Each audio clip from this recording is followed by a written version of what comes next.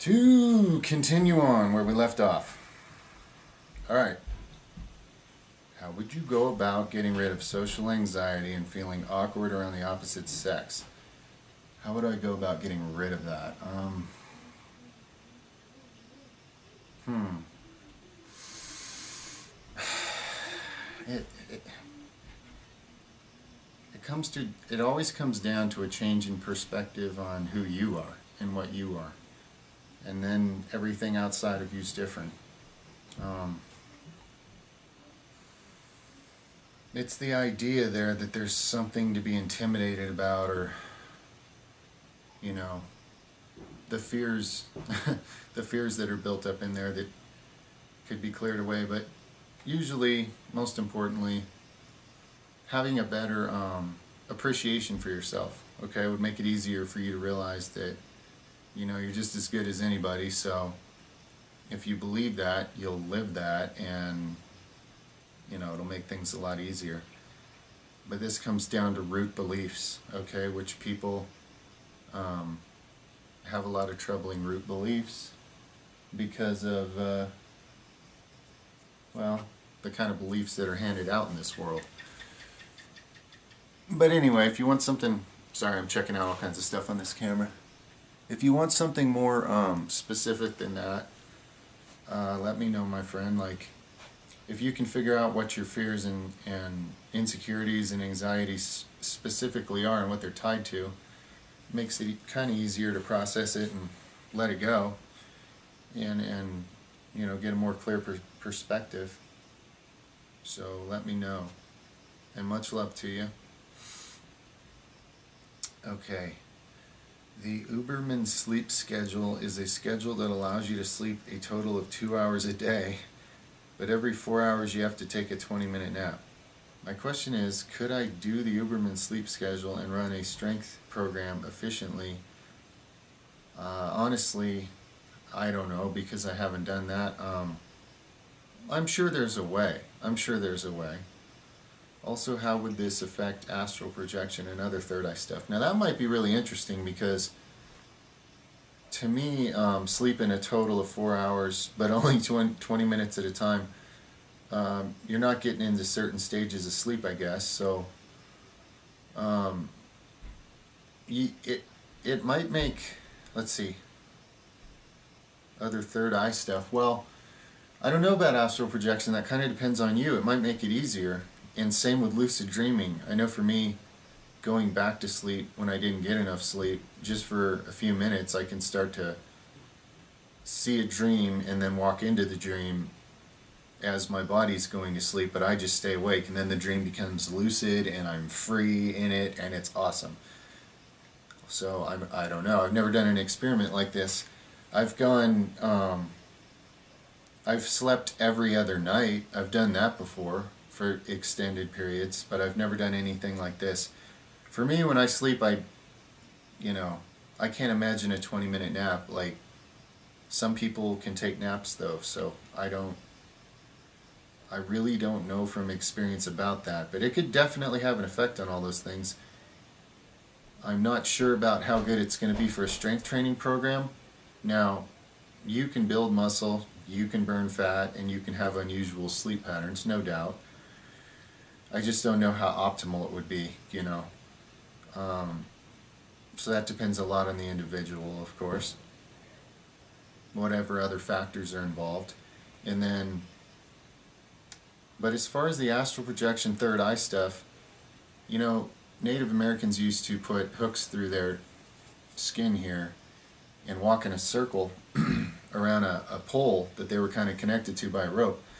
And it wasn't just like some fun self-harm activity. It was because it would keep them standing up and walking in that circle for days until they were so sleep deprived that they would have like amazing out-of-body experiences or some, things along those lines. So, to be honest with you, and I know from various types of experience, sometimes when your body goes through crazy things, spiritual experiences actually become much more accessible, because you're going through extremes anyway. And some of that, like sleep deprivation, for example, it can get to a point where it starts confusing the connection between you and your body, and it might make it actually easier to just have very weird in and out of body travels and stuff. To me, that doesn't sound like a very grounded way to go about it, but I don't care. I don't judge it. I've done all sorts of unusual things, and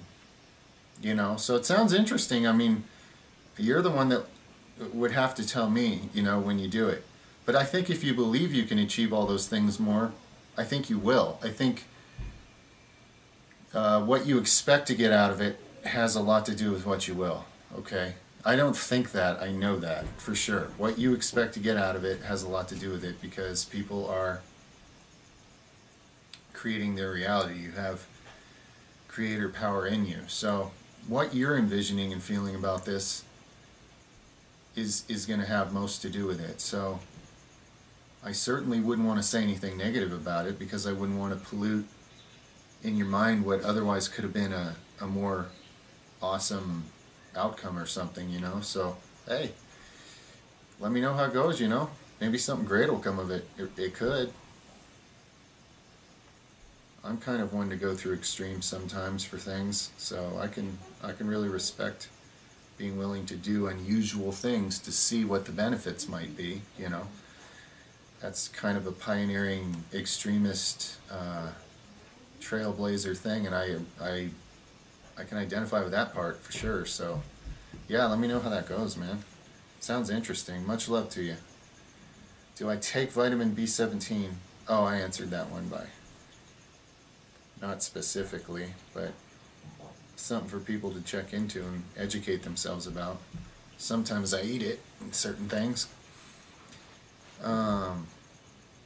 I have a dietary question, my friend. I switched to a plant-based diet after seeing you recommended it. However, I'm finding it difficult to reach my protein goals even when I'm supplementing with pea protein powder. My question for you is it really that unhealthy to eat animal products?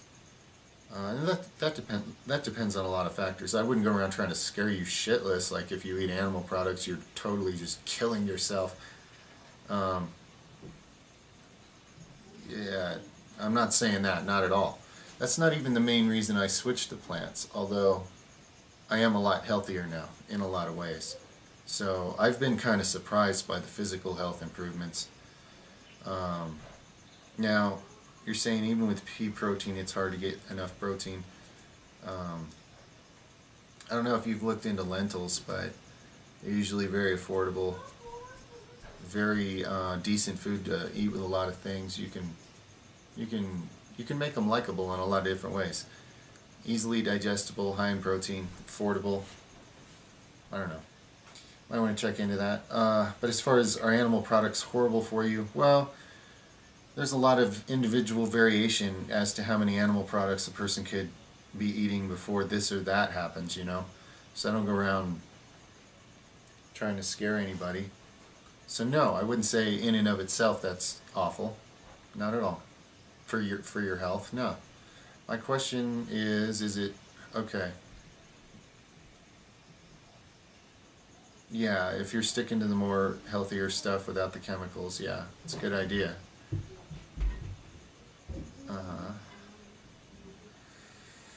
Yeah, you want to know about getting some of the supplements I recommend. Oh, okay. Because where you're at, it's hard to get all those plant-based foods. Yeah, I wouldn't worry about, trying to just do what's realistic where you're at right now, Whatever's the best diet based on what you have access to, what you can get to, what you can afford, what'll make it work for you right now. I mean, I don't have any judgments against anybody, So, yeah, do what you got to do, man, and just realize life will have lots of opportunities for more changes and more improvements to diet or anything else at different stages, and just whatever's right for now. If it's an improvement, go for it for sure.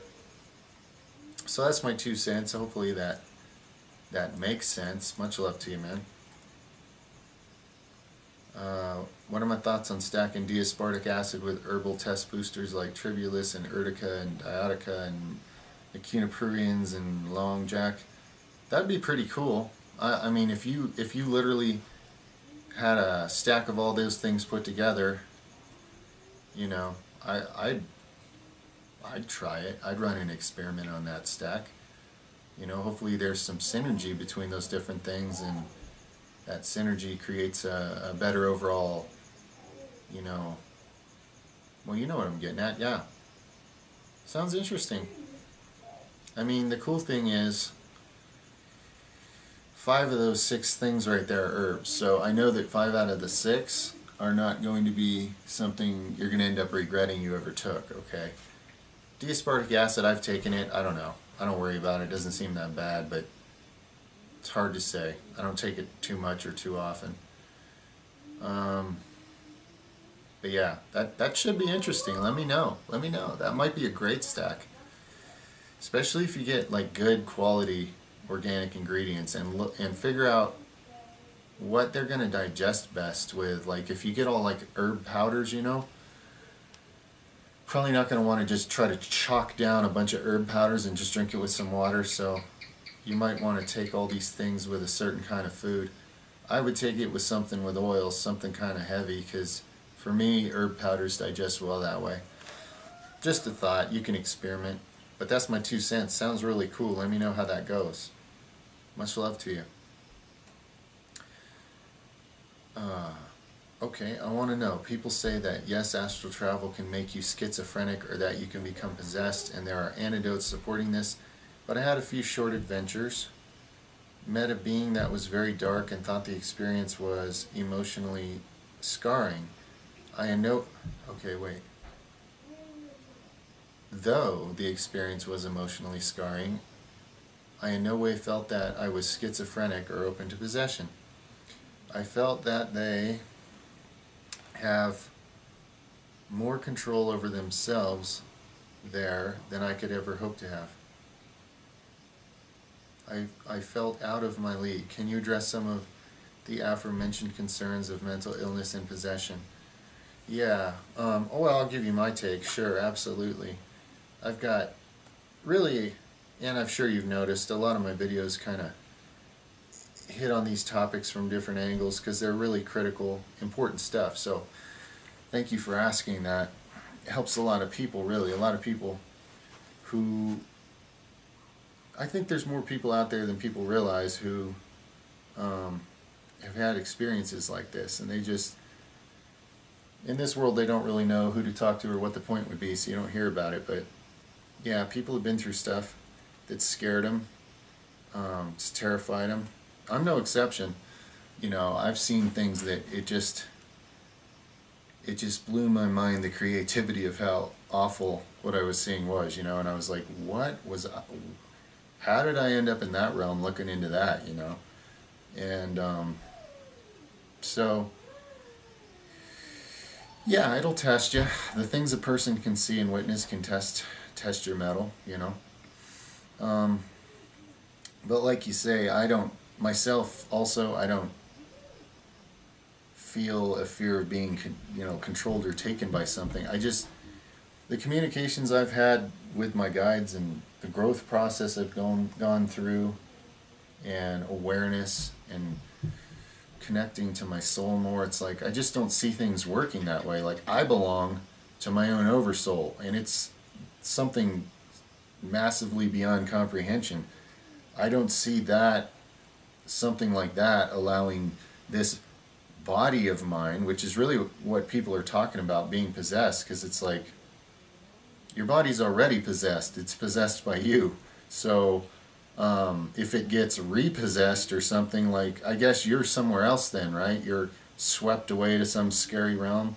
I just don't buy stuff like this. Now, could it possibly happen? Sure. Humans are powerful creative beings, and there's lots of other powerful creative beings out there. If somebody really focused on the idea of getting taken outside their body and kept there while somebody else takes their body, I think that could happen, sure. But that'd be a co-creation of sorts, okay? Your own soul would be allowing that for a reason. nothing ever happens to anybody that their own soul didn't choose, okay? And I hope everybody's like in a good enough place in their heart now to realize that's actually a really good thing, okay? So I do not fear things like that, and I do not teach fear of things like that, but to be realistic, I just share my own experiences. I've seen lots of terrifying things, yes. But none of them stole my body, you know what I mean? So I just, and the thing is, through my growth and change over the years and trips into the astral, the way I interact and the way things interact with me there now, and those that I attract in the situations I find myself in anyway, are very different. I don't remember the last bad experience where something was trying to victimize me. You know, and I've had to fight really hard before, and I always did, but the more experience I got, I became aware that if I choose to be more powerful in that moment, I am. It's actually that simple. If I believe that I can creatively just pull more power from all around me, whatever I need to deal with whoever I'm dealing with, it's worked every single time. Now, I don't know for sure that that's how it works for everybody. I mean, everybody's got their own mind, they've got their own beliefs, they've got their own soul with its own purposes and what your life's about. So I don't go around telling people like this, and this are going to happen in the astral, and that's why I kind of have I automatically kind of disqualify anybody who goes around doing that, saying like, oh, here's how it works in the astral, and this is what's going to happen to you. Really? Because like, unless you're the vastness of that person's soul, I don't think you get to say what is going to happen to them in the astral. I think that's like everything else in this world, where an institution says, trade your free will to me for the lies I have for you, where I create problems and then pretend to be the savior of those problems. Hopefully that didn't trail too far off into, outer space, but it's all tied together. Obviously, you have strong abilities to pass through like that to the other side, and so you were able to do so even before your philosophy and your understandings and stuff were ready for something like that. I don't think things like that happen on accident, okay? I got terrified a lot as a kid too, and I spent most of my life learning how to turn things off, and there were certain things I just couldn't turn off no matter where I ran and how much I tried to ignore it. But I don't think it's ever an accident, and I think when a person discovers who they are and gains in their awareness and their power and their appreciation and their connectedness to who and what they really are, you become so centered in a different energy, a higher vibration, a love energy, and you don't have fear of stuff like that. It fears you, okay? When I go into the astral now, if I see anybody lurking around trying to take advantage of anybody, they know I've seen them and they just run for their lives. They do whatever they can to get out of there or disappear into another realm, okay? But that didn't happen until I quit getting I quit getting victimized and got even meaner than they were, okay? To be honest with you. There is a yin and yang, and there is a time and a place to fight, okay? In this world and the next. So this is why it's more important to do self-work and self-love and self-healing and becoming a grounded, healthy person, mind, body, and spirit, than it is to astral project. Because if you don't start by taking care of you, I mean, sure, you can have some spiritual experiences and stuff, but you're going to end up stretching yourself too far in some direction and probably not liking what happens, So the paradox of groundedness and channeling beings from distant planets, let's say, it's the same as that. It's like, oh, that probably didn't work. But your main concern's about mental illness and possession. Well, some people are more susceptible to mental illness than others. This is a fact, okay? And when I say mental illness, that's a term this world throws around. there's plenty of mentally ill people who I actually admire a lot more than supposedly normal people, to be honest with you. So, again, with me, it's really hard to define um, when it comes to the word mental illness, because to me, most of this world's what they call mental illness is crap. That's why I made that video, mental illness, which wasn't just my idea. Someone else really wanted to say that through me.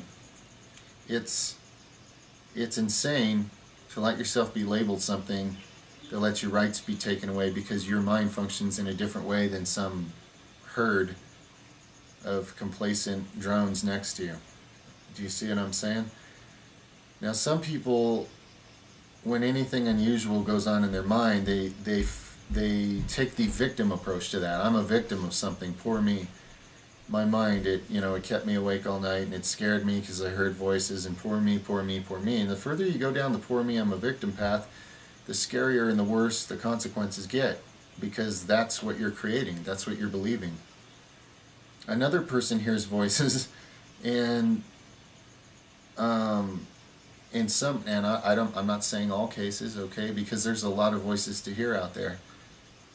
But if a person had the discernment to realize, okay, maybe you do hear voices, maybe not all of them are the best voices, but what does that really mean? It just means that you hear voices. It just means that you hear other beings around, disembodied, okay? They don't happen to have a body like these other people. And these other people don't hear them, okay? And you do. So now you're a crazy person. We're going to take all your rights away and your freedoms, and you're never going to have any respect in society. It's the same old story. It's not quite as bad as, being stoned to death by all the idiots in your tribe, the way it used to be when people accidentally showed a part of themselves people weren't ready for. But it's kind of the same problem. It's holding humanity back. It's defining things that are outside the norm or the dumbed-down drone society of sleeping slave machine cogs, who I love and respect and only want to help, and I don't mean that disrespectfully, but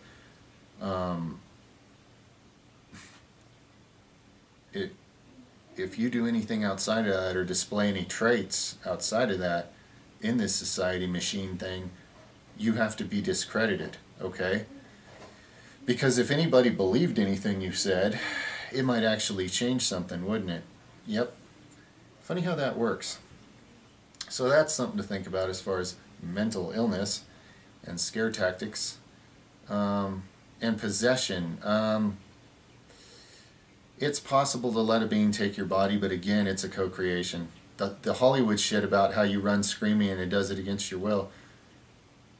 At the soul level, you always create your life. So if somebody becomes possessed by something, I have no idea why they would do that. I have no idea why you would give your body to somebody else. I can understand how trance channelers do it and just kind of back off and let somebody else speak and have the body that way for a purpose, someone they trust, someone who's proven to be, loving and beneficial, sure. For me, I'm a little bit of a control freak. Even that's a little much for me, but I can understand some people doing that.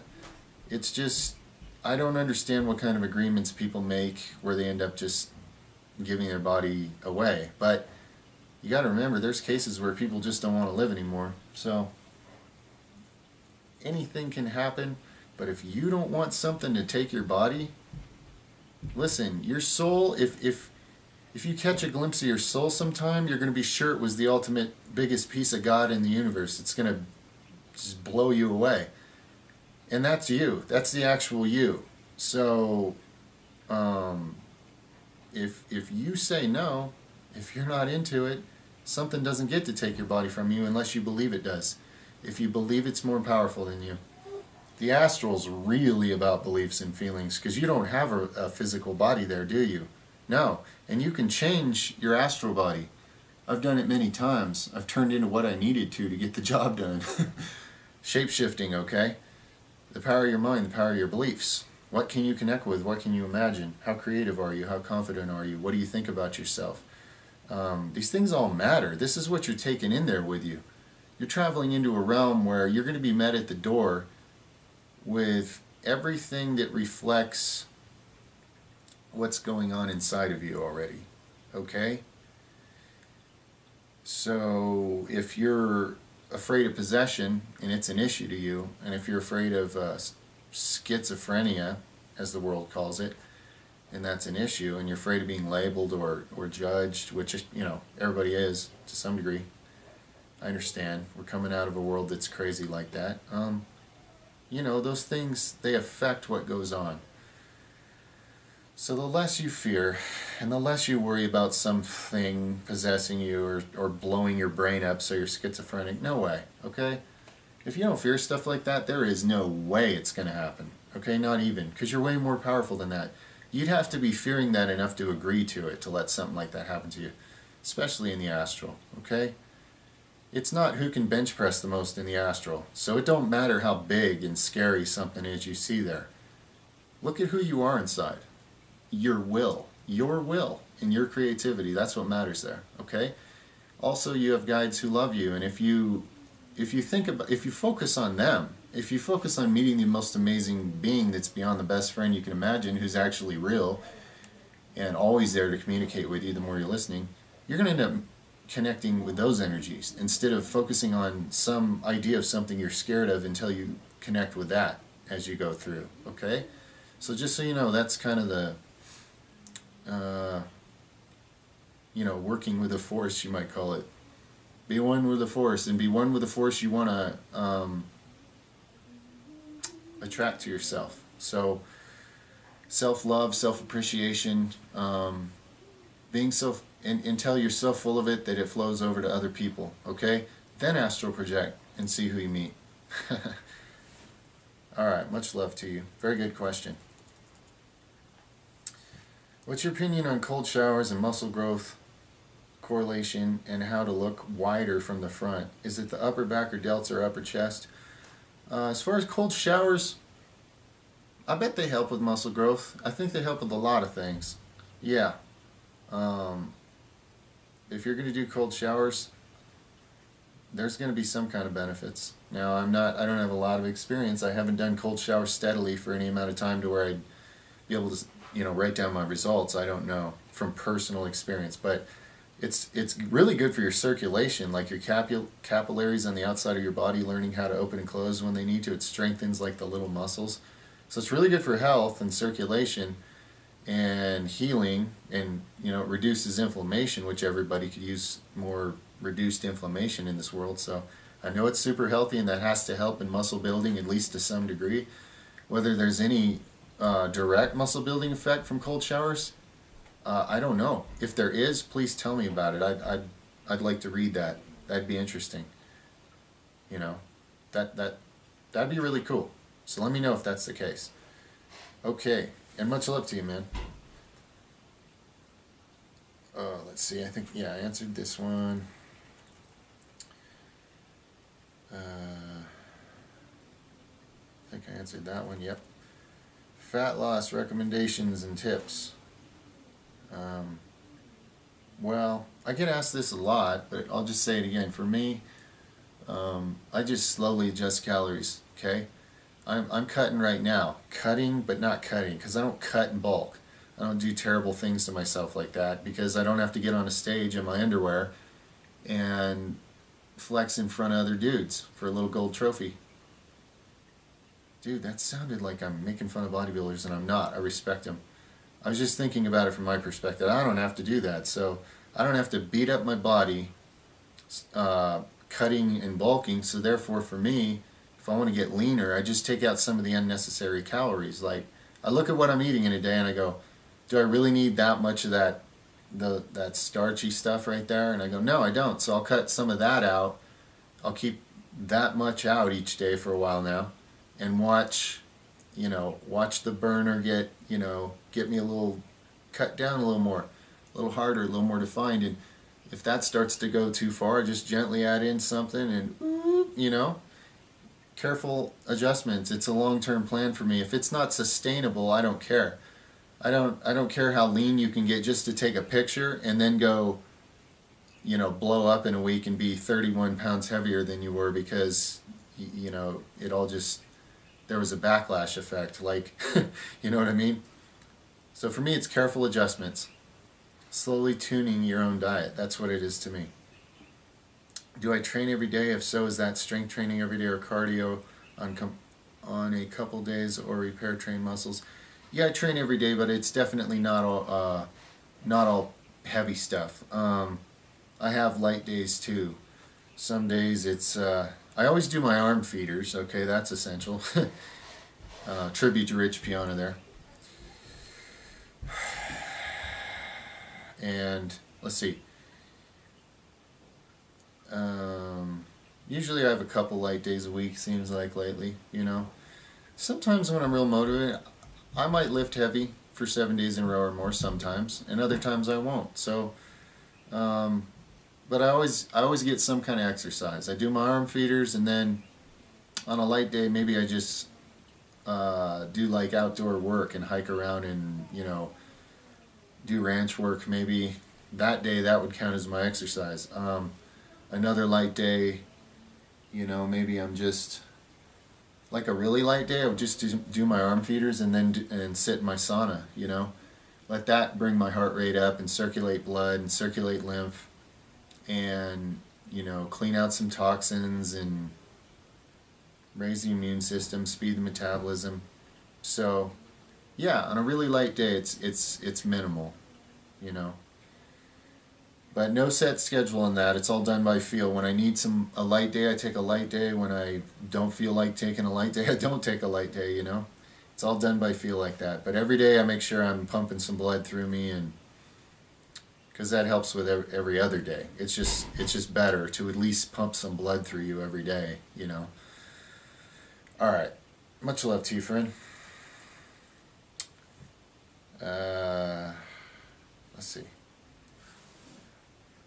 Did I answer that? Yeah, somebody else answered that pretty well. Do I think that doing rack pulls 3 times a week is too much? I'm doing a shoulder width Tuesday, snatch grip Thursday, behind the neck, behind the back Saturday. Also, do you think pump workouts can make upper chest grow? Okay, well, if you're doing that 3 days a week, how do you feel? Is it working? Are you getting stronger? Do you feel good in those workouts? If it's working, man, keep doing it. If you're beating yourself up too much, maybe take one of those out and try 2. I don't have a problem with it, because I wouldn't rack pull year round 3 times a day, but if you do it for a while, it could really blast some special development into your back just from doing something that heavy that frequently. That's kind of special, And if you get your form decent on a rack pull, you're not, even though the weight's heavy, you're not necessarily, I don't consider it all that strenuous, but it depends what kind of rack pull you're doing. Like, I like heavy singles. They don't feel that strenuous, but I get a little sore and I just keep going because they're really heavy. But if you're doing like rack pulls for reps, yeah, that can be exhausting, and that can get you really sore. So I'm not sure what kind of rack pull work you're doing 3 times a week, but it's all energy management. As long as you have enough energy to be doing that, and you're eating all right and sleeping all right, and you're still feeling strong, and it's going like that, then yeah, it's working. You're building up from it. So just watch yourself and adjust when needed. But while it's working, go for it. When I feel like working out every day hard for a bunch of days in a row, I just do it because that's the way the stars are aligned right then. It's easy for me to do at that time. Why not take advantage of it, So yeah, if you're rolling strong on 3 rack pulls a week, go for it. Go for it until that doesn't work anymore. And you should make some great gains in the meantime, Awesome. Much love to you, man. That curls. Golden memes. Yeah, why do I have a strong urge and big interest for big armies and empires like Alexander the Great and Genghis Khan. I love the history. I always watch movies, read books, articles, and videos, watch videos on those subjects. I have an aggression of life and business, and I channel my urge to fight to business. Does this mean in a past life I was connected to these people or were in their armies' raids? That is very possible. That is very possible. I'd have to do a reading to actually get anything on that, but there's a good chance, you know. There's a good chance. My family is ethnic, and a lot of spiritual or gypsies or fortune tellers have told my parents that I will be very successful in business with an aggressive drive to get shit done, and I will do what I want to do always. So are our life paths determined 90% for the most part? No, no, no. No, it's not determined. You come into life with certain gifts and certain, like your soul has overall plans for its own development, but there's many paths, there's many possible, just like there's many possible timelines, there's many different versions of how that could happen. So it's not like there's this one particular set path that you're on. It's not like that. So no, you have a lot of creative freedom, and the more you're in touch with your soul, the more creative freedom you have. And yeah, if you're driven like that and it comes natural to you to believe in your own leadership, where you're like, I'm making the decisions. If you were like that from a young age and you dreamed of all those empires, you've got some kind of experience there that makes you like that for sure. Because look around the world right now. Look how hard it is for people to have any confidence in themselves because of the way this world's trained them. And despite all that, you're just like, nah, I'm going to do my thing and follow my own lead here. Like, you definitely have some kind of big leadership experience like that, making big decisions for sure. So no doubt some of that's tied to you in other lives, yeah. It's very interesting. But no, it's not 90% determined because, you know, you're a far more creative being. You're like the creator itself, okay, your real essence. So there's probably an infinite number of ways your soul could experience in this life what it's really looking to, okay? So don't feel limited, man. You want to change a path, change a path.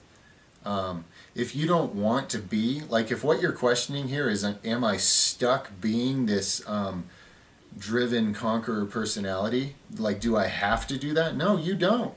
Not at all. You could decide, nah, I've already conquered kingdoms in other lives. It's not going to bring me any more,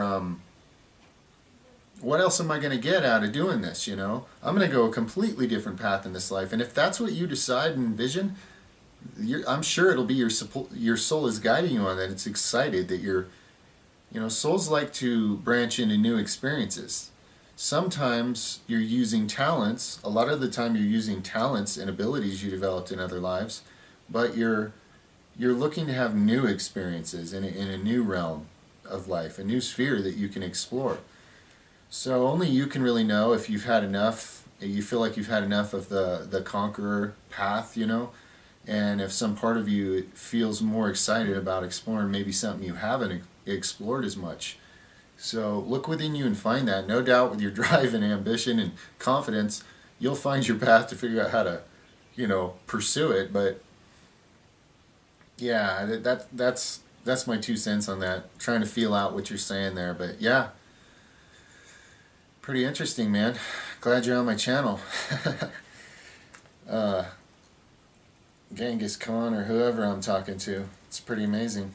You know, the thing is, guys, as you get to know your soul better,